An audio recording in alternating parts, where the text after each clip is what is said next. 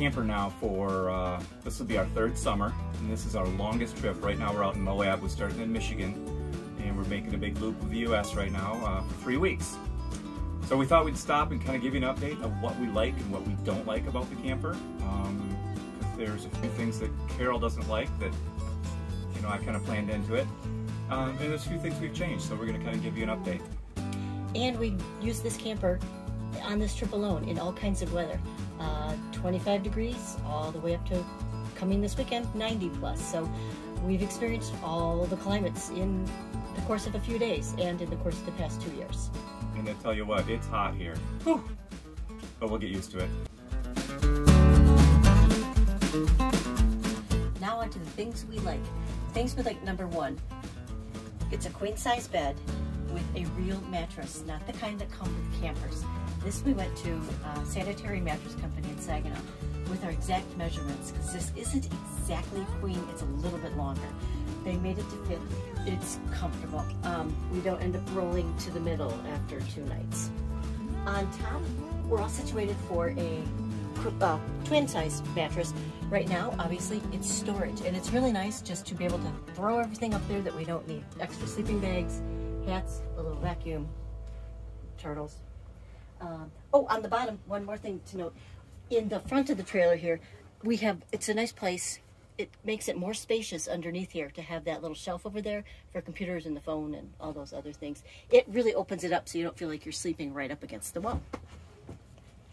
Now, number 2 favorite things, storage. I actually have room for hanging items and folded items, and like I said, overflow, because we're going for 3 weeks this time, goes all up on the top bunk. But here I can actually hang some things. It gets it out of the way and doesn't take up much room at all. All these cabinets click shut, so when we travel, I won't be finding everything all over the place on the floor.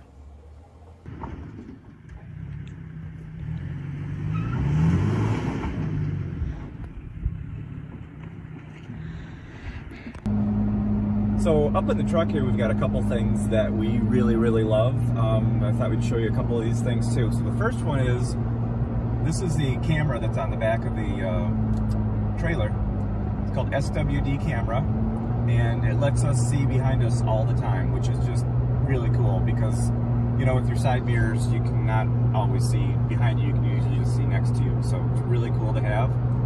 The other thing down here is I added on the truck here. It's called an anytime front and rear camera. So I've got 2 buttons, one for the rear and one for the front. If you look up at the screen, if I click on front, right here you can see I'm looking out the front of the truck. It's pretty handy, like if you're parking, or I use it in 4-wheel drive situations, going over crests of the hill and things. But this is pretty cool. If I switch it to back, you ever get that paranoid feeling where you think maybe something's disconnected back there? Now you can check it out and look at it. So, pretty neat system. I'm really happy with that. So, a couple mods you might want to think about doing. So if you've ever had mini blinds in a camper, you know that they usually come with these little plastic tabs that hold the ends right here, and they always break. So this is one of my favorite things that we came up with in here, because these things hold it really well. It's just a chunk of wood with a hole drilled through it and a screw and a spring. I mean, it's really simple, but just by doing that, it releases it and then just push it up. But it does a really nice job keeping everything in place while you're traveling. So I just built up a bunch of those. It cost me about $3.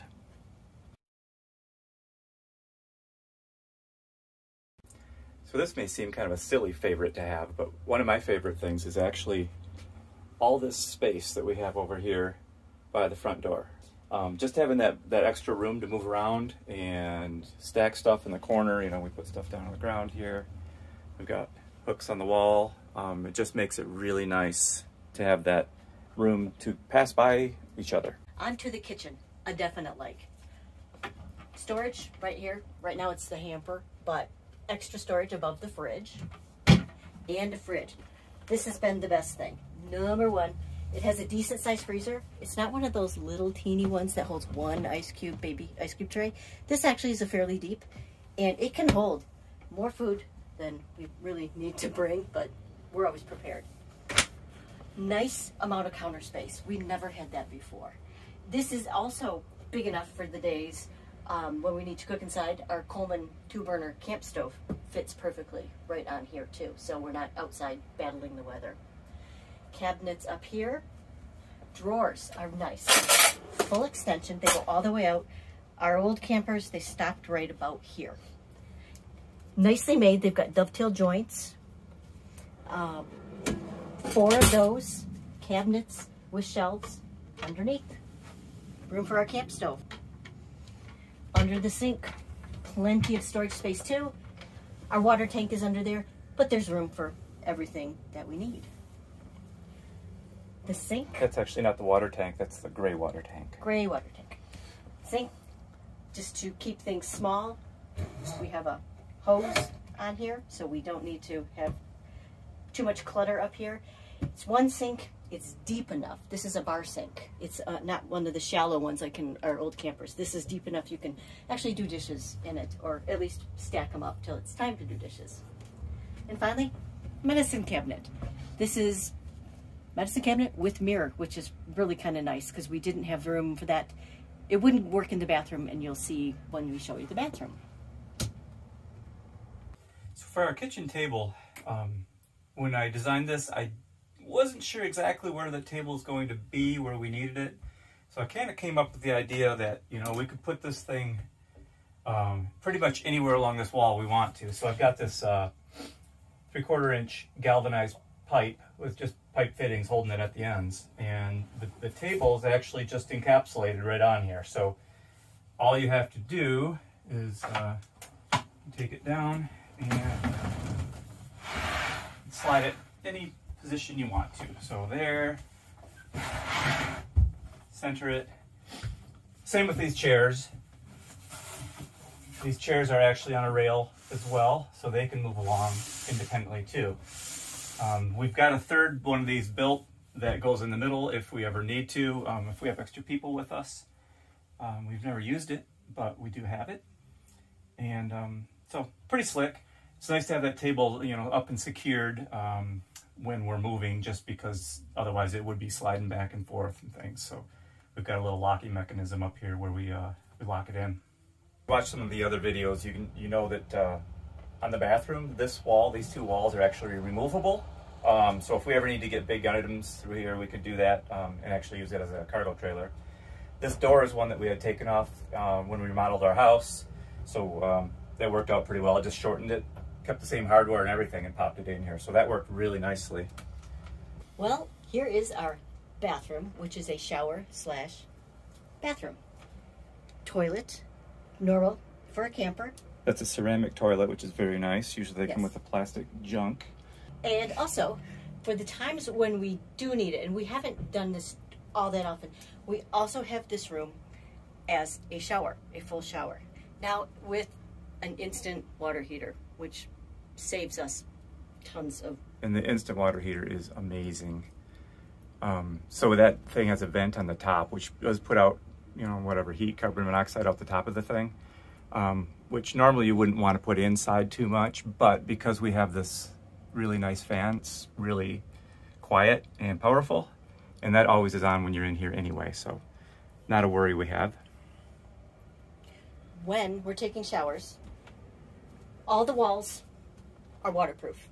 We have one entire shower curtain that goes the entire, pretty much, circumference of the bathroom. So the toilet paper doesn't get wet, the towels don't get wet, everything is protected. Even the toilet is dry at that point. And there's a drain in the corner and a squeegee for the times when we're not exactly level. Because we're never exactly level. It just doesn't happen. So one thing we added just before we went on this trip was a solar panel and a better battery. And I've got a whole video on how to install that, like, you know, retrofit thing. We didn't bother doing the converter to convert it back to 110. We just don't use that. We don't need a hairdryer. We don't need a coffee pot when we're camping. But it is nice to have the 12-volt power sometimes, lighting, running your pumps, things like that. So we've got a solar panel on the roof and a new lithium-ion battery. And between the two of those, I think we could really go out indefinitely except for water. That's really our only stopping point at this point. That solar panel, even on a cloudy day, keeps the refrigerator going, keeps the pumps and the lights on, so really nothing to worry about there. It's pretty cool to have, and it's a nice upgrade. The lithium-ion battery is nice over the lead acid just because you can use all of it. I can use that whole thing right down to like almost near zero, where lead acid, you're only getting about, what do they say, 70 to 80% of its capacity out of it, so pretty big difference, really. So for under the bed storage, every camper has pretty much the same thing, right? Let's lift this up. And we have to put a stick in here, right? Because I have not put in yet some gas springs. That would really, really help. Because it's not exactly light, but it works. I mean, for as often as we get in here, it's not bad. This bed, just to mention how these were built, it's just 1/4-inch material on both sides with some pine strips going down them to strengthen them. So it's actually pretty stout, not bad at all, but kind of nice. So storage, we've got the typical, camp chairs, screen room, fishing gear, a grill, kind of a lot of junk down here. So back in the back is our water storage tank. You can see back in the corner here where it's filled in from the front. We've got a nice quiet pump. All of the fittings back down in here, it's all PEX pipe, and it's got those shark bite fittings that allow you to reposition, take these things apart. If you ever have a problem with anything, it just makes it real easy to work on it. Also, all the plumbing is inside the unit. It's not outside, doesn't go underneath. So our risk of freezing is way better this way. Everything goes down to a common drain line location. It's all sloped that way. So it just makes it really, really easy. So the plumbing lines go from the front there and back out into the kitchen, where you can see them going underneath here. Excuse me, Finley. Thank you. So those lines come right through here. Again, everything's inside. And then as we go into the bathroom, everything's still exposed. It's all things we can get at and work on. I did do sweated copper lines in here, but it's all one big piece that could be removed if I ever have a problem. If we ever do have a spot that freezes or anything with that, we're in good shape. And then the black water tank is actually right underneath here. So it's under the bathroom. It's on top of the floor and still inside. So the only things that are sticking down out there on the outside are the drains, the actual black water and gray water drain lines. So that's the only part that goes out. And we usually have a little bit of antifreeze in those when it's pretty cold out. I don't really like the look of the outside of the trailer. I must say I was really skeptical when Kim first kind of just showed me a plain white cargo trailer, and I thought, no way is that ever gonna look like a camper. Well, put in some windows and doors, and it does look good. It doesn't look like a trailer anymore. Although more than once we have had people ask us if this is a horse trailer. And I thought, my, that was a pretty nice horse trailer. But no, it's not a horse trailer. Yeah, the outside looks are not camperish, but we don't spend all that much time looking at the outside anyway. So a couple of things that I don't like are the height of this thing when towing. I mean, people ask us all the time about gas mileage, and on this trip we've driven 2,400 miles so far. We're going to go 4,000 total. But we've really noticed some differences in with the wind. So when we bought this, the guy goes, "Oh, most people that buy these that are going to camp in them, they buy them a foot taller." So guess what we did? We bought it a foot taller. And I really wish I wouldn't have done that. I wish I would have gone maybe 6 inches taller, or not at all. We're not very tall people, I'm like 5'10". So It would cut down on our storage space and make it a little tougher if we didn't have that, but for towing it would be a big difference, because when we were coming across the plains, we were getting about 7 to 8 miles per gallon, just fighting a crosswind the whole way. And it seemed to be the crosswinds were the worst. When we were on a headwind, our mileage would be around 10, 11, somewhere in there, which was really interesting, but a crosswind dropped it right down to 7 or 8. Normally, just driving around Michigan, we're pretty flat land, you know, we're not in the mountains and that sort of thing. We're normally getting around 12, so it has a big factor. So that's one thing I would change. But one thing I really like about this camper, this particular unit we got is it's all welded aluminum structure. Even the wall structure, the roof, everything is all welded aluminum tubing. So it's really stout.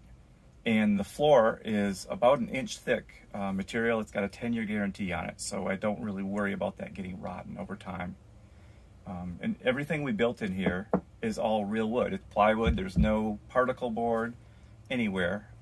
Well, I shouldn't say anywhere. The sliders on the storage units, those sliders, that is hardboard, so technically particle board. But everything else is real wood.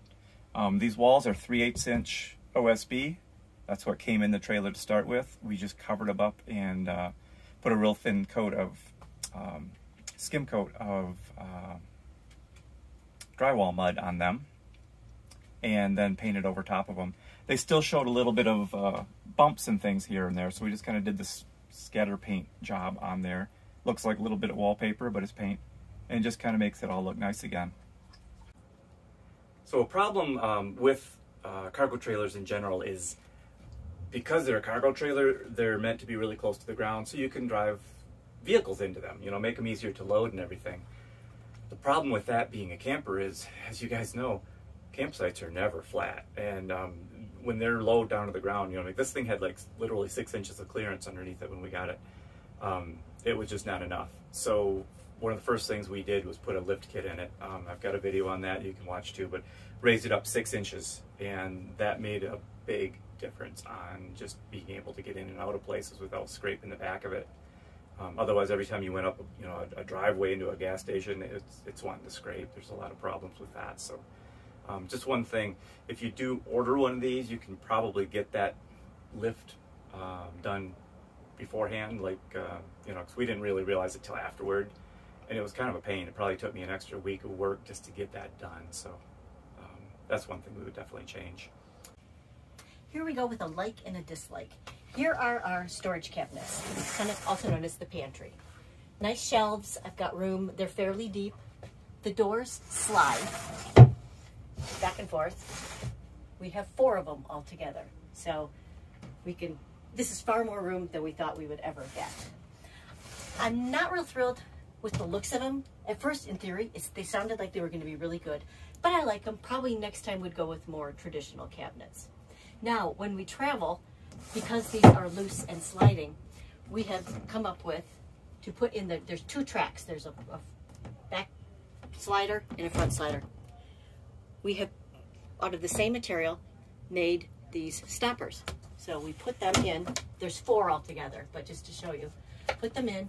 This way, when we're traveling, this is not, well, when there's one behind it, this will not go back and forth. So we won't arrive home with all of the cabinets at one end or the other. And that also helps keep things in. Well, I told you I love the bathroom, and I do, like the shower. Have one thing that I do not like. To keep the toilet paper dry, we mounted it way the heck up there. So before you sit down, you kind of need to plan accordingly, especially in the middle of the night when it's dark. Beautiful morning here. We're in Raton, New Mexico right now. 41 degrees, but it's supposed to be up to like 55 today. Doing a little cooking. Like we normally do. We do most of our cooking outside if we can. Just keeps everything a little cleaner inside and a lot nicer, I think. Plus it's fresh air. I love it. Today we're going to pack up and we're going to head up to the National, Great Sand Dunes National Park. So pretty cool spot. We've been there once before. Never early spring like this, but should be pretty nice. A little cooler up there. We're expecting really high winds here again today. Yesterday we had like 50-mile-an-hour gusts. It was just crazy. So we don't have our awning out or anything. All right, well, while that bacon is frying up, let's have a look at the outside of the unit here. I'll show you what we've done. So in the back is just a regular cargo door, you know, rolls down to a ramp just like normal. We did order this unit with the door on the rear, the man door on the back. Usually it's up in the front, so it's a special order to get it back here. But by doing that, we were able to put the bed up front, which is kind of cool. We do have a full-length awning here. We didn't go with the Domenica awning because they are expensive, and this one was a lot cheaper. The directions were terrible, but it works just the same, so that's great. We do these little X-brace wheel chocks that helps keep everything stable. And on the back here, instead of having those permanently mounted ones, we just put these in. These are just portable. You pull them off, throw them in the back of the truck, and you're on your way. They work really well. Because we did a lift kit on this camper, we've got the step is too high, so we added another step that just slides into some angles here. So it's kind of cumbersome, kind of a pain, but again, that just throws in the back of the truck, so it's not terrible. Got a convenience outlet out here. One thing I like about these Legend campers is the hardware is all stout. I mean, it's all metal, it's not plastic. Works really nice. We did add this second window on this door too. Originally there was just one, but we found the dog really likes to look out the bottom, and it keeps her from jumping up on the bed to look out the window. Over here again, we got storage that's underneath the bed, and again, metal clips for everything to hold those up. So those are really, really nice. So, you know, it's the advantages of building it yourself, is you can do a lot of these things that you'd like to do. So in the front, nothing too special. We do have our Pro Pride hitch here, which is pretty cool. I've explained that in other videos, how that works, but very, very nice system for towing. The place we're at today actually has cable, which we never ever get. We're at a KOA. So we've got the cable hooked up. It's a water fill. That's where the tools go, in that little space right there. A couple more windows on this side. We really haven't had anybody comment yet on the videos on heat and air conditioning, which is kind of surprising because it seems like almost every camper in the world has air conditioning except this one. I actually bought an air conditioner for this, intending to put it in. In fact, this space right down here where you see the dog bed and all that, right next to there on my plans, that space was dedicated to be for a small air conditioner, a portable air conditioner. And I bought one. It's never been in the camper. I haven't installed the ductwork for it or anything yet. I probably will someday, but generally we just don't want to camp when it's hot. I mean, what's the point of going camping if you're going to stay inside in the AC all the time? So basically we just go spring and fall and avoid the hot. I will probably put it in here at some point, but we're mostly dealing with cold weather when we go out. So what we've got here are two options. So this little rig right here, it's just a regular household fan, but it has a heat selection option to it, which is kind of cool. And with that, you know, as long as we're plugged in, we've got plenty of heat. That thing will keep this warm. We've been 25 degrees, and we have to keep turning it down. It's toasty in here, so enough insulation is the key on that. But on those times when we are off-grid, I bought this little rig right here. And because it's gas, I don't like to run it a ton inside. You know, you don't want the fumes and things. I know we do have a detector just in case. And this thing claims that it will shut itself off if it detects, you know, low amounts of oxygen, that sort of thing. So it does have some safety features on it. If it tips over, it stops, which is really good because it doesn't fit in this holster very well. Maybe it's made for a different brand. You know, this is a Coleman tank, and maybe these guys, Mr. Buddy doesn't like Coleman or something, but with that little plastic base on that tank, it doesn't, I don't know, it's okay, but I'd sure like it to be more rigid than that. As far as enough heat, that one is pretty marginal. It puts out some heat, but not really enough to warm it up, because we don't run it all night, because again, fumes and things. But like when we get up in the morning, it's probably 35, 40 degrees in here, maybe a little warmer, probably feels that cold anyway. That takes an hour or two to really get it decent in here, but it does do it. It's just slow. So another thing we decided to do after this trip was to add an inline water filter. We've seen a lot of people that have these where they mount them, you know, outside on the hose when you have a full service campground where you got water pressure from the city. A lot of those times those have a ton of chlorine in them. It's pretty nasty, so I see people filtering that. But we, most of the time, actually are taking water out of our freshwater tank. And even that is not the best all the time. Like in the spring when you still have your pink solution in there, your antifreeze, it's got a little off taste even after you rinse it several times. So by adding this filter in line here, that's just going to make it a lot better. So we actually added it after. So this is the line coming from that tank. This is the line right here coming in from if you had city water full hookup.